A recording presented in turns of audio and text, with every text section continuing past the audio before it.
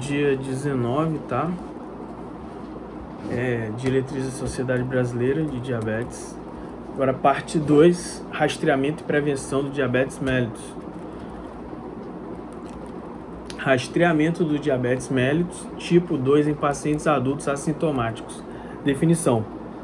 O rastreamento consiste em um conjunto de procedimentos cujo objetivo é diagnosticar o diabetes mellitus tipo 2, DM2, ou a condição de pré-diabetes em indivíduos assintomáticos. Essa atividade tem grande importância para a saúde pública, pois está diretamente ligada à possibilidade de diagnóstico e tratamento precoces, minimizando os riscos de desenvolvimento de complicações, principalmente microvasculares. População que deve ser rastreada. Para que o rastreamento tenha boa relação custo-efetividade, é aconselhável que os procedimentos de diagnóstico sejam realizados em uma população de alto risco, selecionada de acordo com os scores de questionários como Finnish Diabetes Risk Score, o FINDRISC, ou o da Associação Americana de Diabetes, American Diabetes Association, ADA, ambos já validados. Se o rastreamento for realizado sem a utilização prévia de questionários, devem ser testados indivíduos acima de 45 anos de idade ou em qualquer idade, pacientes com sobrepeso, obesidade, hipertensão arterial ou história familiar de DM2. Embora o índice de massa corporal IMC maior que 25 kg por metro quadrado esteja associado ao risco aumentado de DM2, indivíduos de etnia asiática têm esse risco aumentado já em IMC maior que 23 kg metro quadrado, né?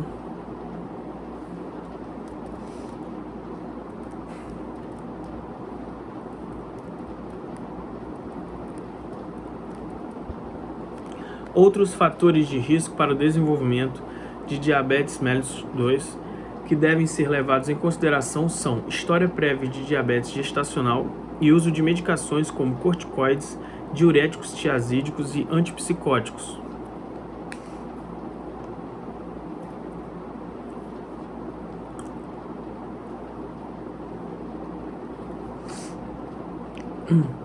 Além disso, é preciso atentar para a presença de comorbidades frequentemente associadas ao DM2, como periodontite, infecções micóticas,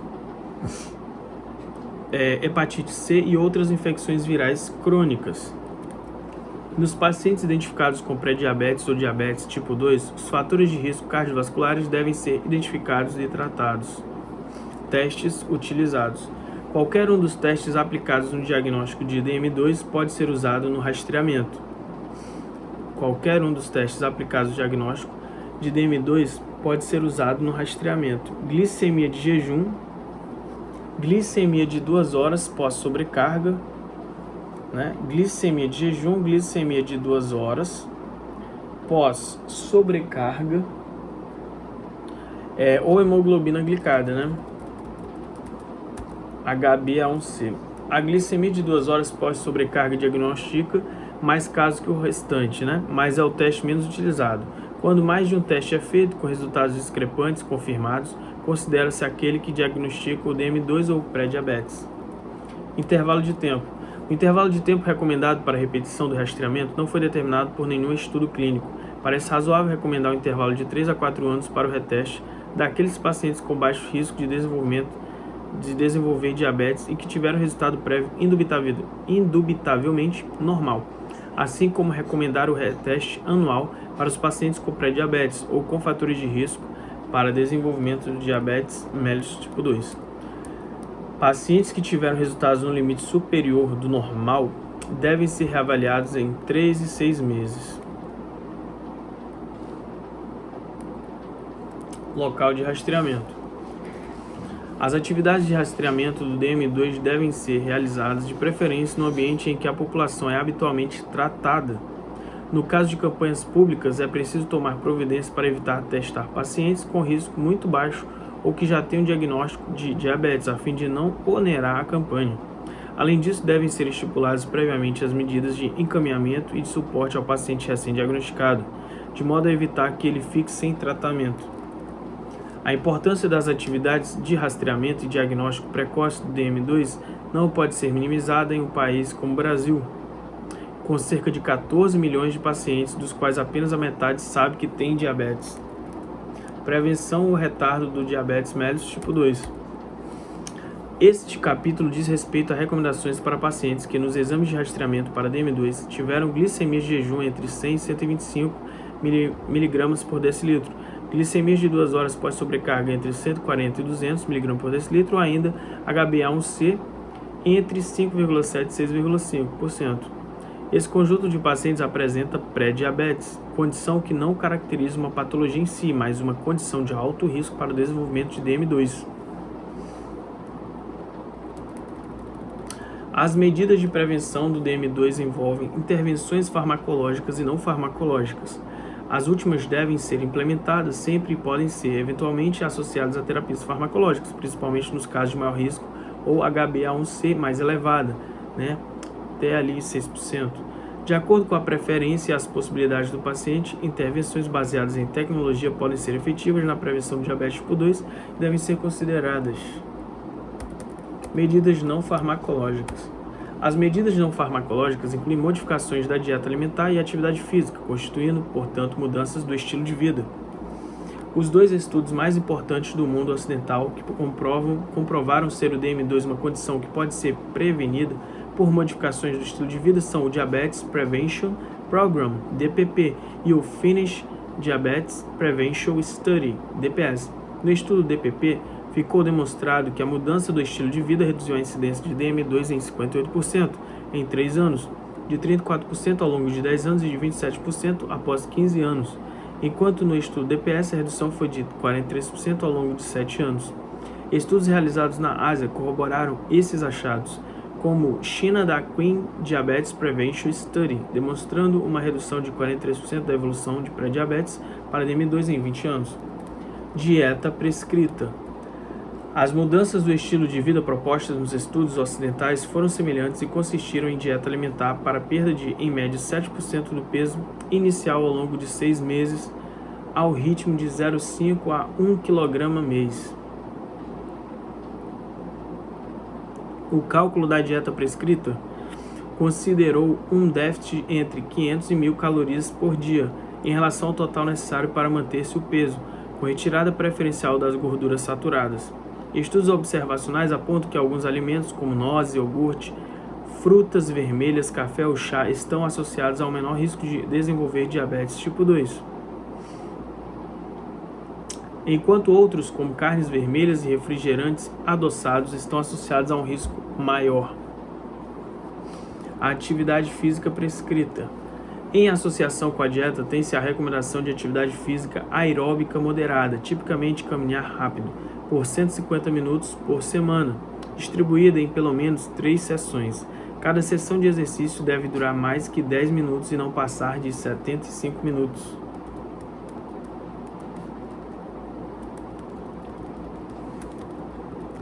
A mudança do estilo de vida tem boa relação custo-efetividade, e a maioria dos países desenvolvidos conta com políticas de saúde pública que incentivam e custeiam essas atividades. A disseminação dos protocolos utilizados no estudo DPP para a comunidade é feita por meio de tecnologia, com o uso de material audiovisual disponível em páginas da internet ou em aplicativos para dispositivos móveis.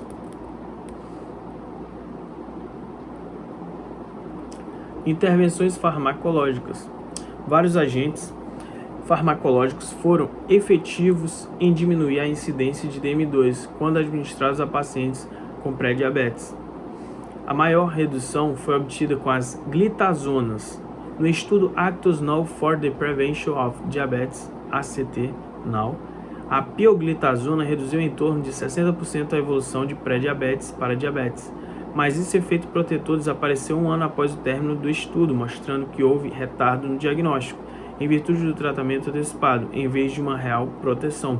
É fundamental, por isso, distinguir prevenção e efeito do fármaco sobre a glicemia durante o seu uso. Outros agentes, como a acarbose, orlistate e agonistas dos receptores do peptídeo semelhante a glucagon 1, o glucagon-like peptide 1, que é o GLP-1, retardam, previnem a evolução de pré-diabetes para diabetes, mas seu uso não é recomendado para essa finalidade por falta de dados sobre duração do efeito, segurança ou relação custo-efetividade. Uso de metformina para prevenção do diabetes mellitus tipo 2. A exceção é a metformina, também testada no estudo DPP, tendo sido menos efetiva que a mudança do estilo de vida, 30% de redução em 3 anos versus 58%. Na população geral do estudo. É importante frisar que na população acima de 60 anos, a metformina foi semelhante ao placebo.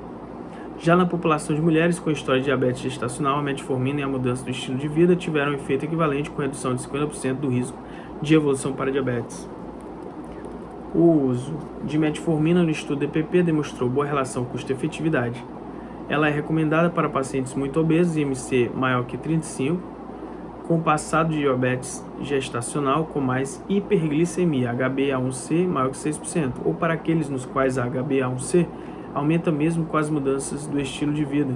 Nesses pacientes, deve-se considerar o monitoramento periódico dos níveis séricos de vitamina B12, especialmente se eles apresentarem anemia ou neuropatia periférica.